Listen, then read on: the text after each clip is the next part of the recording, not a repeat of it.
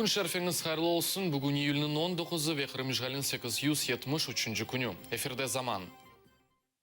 Ярын Қырымда февраль 26 іші бойынша махкеме топлашуы кечежек. Топлашув қапылы шекелде олажақ, Қырым татар халқының милли меджлис рейсі ақтамчи гос эсас қабатлы шақыс оларақ кече.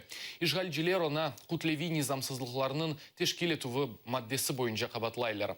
Бұның үшін чигос 10 елға қадар сербестліктен марум етіле біле. Мескүр жинайы иш бойынша 6 Қырым татары кече ақтамчи гос Мустафа Дегерменджи Али Асанов Ахмеджетнің бірінші сезосында бұлына. Даучу Эскендер Кантемиров, Арсен Юнусов ве Эскендер Эмирвалиев евлерінде бұлынып махкеме үкімінің беклей.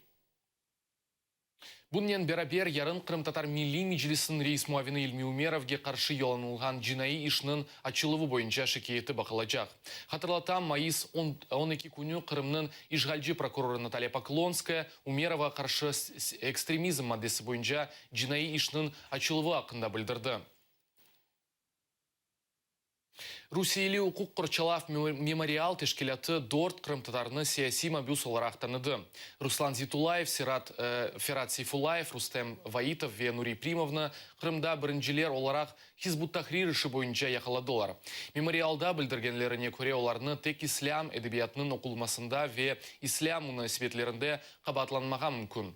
Қабатланғанлар жемиетке бір телуке доғырғаны таздықланған малюматы ич йоқ. Руслан Зитулаевны террористік тешкелятның тешкелетілмесінде қабатлайлар. Она эбидиен апысы белгеніле біле. Дегерлеріні 10 елға қадар сербесліктен марумете білелер. Умумен есе ижғалетілген Қырымда Хизбут Тахрир іші бойынша 14 инсан яқаланды. ФСБ хадимлері иш адамы Лариса Китайскаяны Ялта шерінде яқалады. Қадын Киевде яшап, базы вақытлары ижғалетілген Қырымға осишлері бойынша келе. Ларисаның қызы Ксенияның білдіргеніне көре, яқалану вақтында Украина ватандашыны мүлкінің басып алғанында қорқытып, экстремизмді қабатлайдылер. Яқаланғанның қызы яқалануының себеплеріні анлап оламай.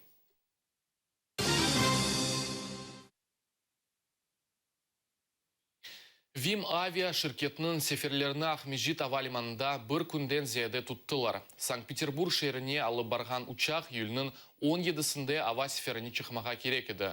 Ләкин техник проблемлерден себеп елға тек 19-ында чықты.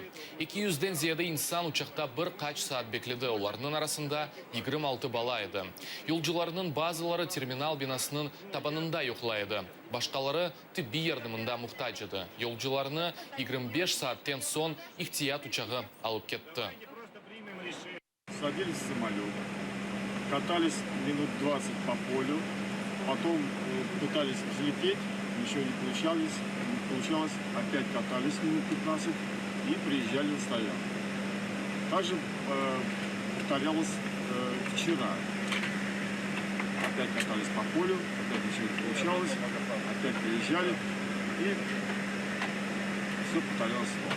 При оказании медицинской помощи основными диагнозами были это ситуационный невроз, эссенциальная гипертония, то есть приходящая гипертония, мигренеобразные боли.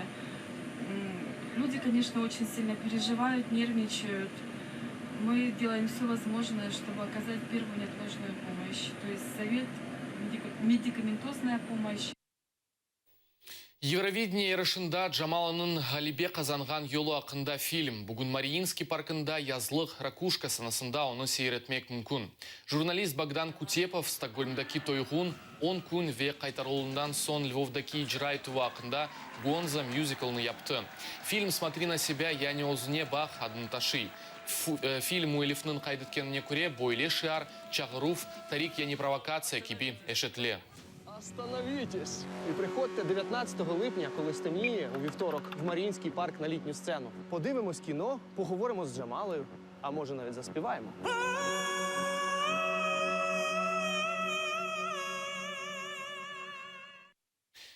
Бұл есе соңки хаберіміз еді, атайрелі олыңыз, көрішмек үзре.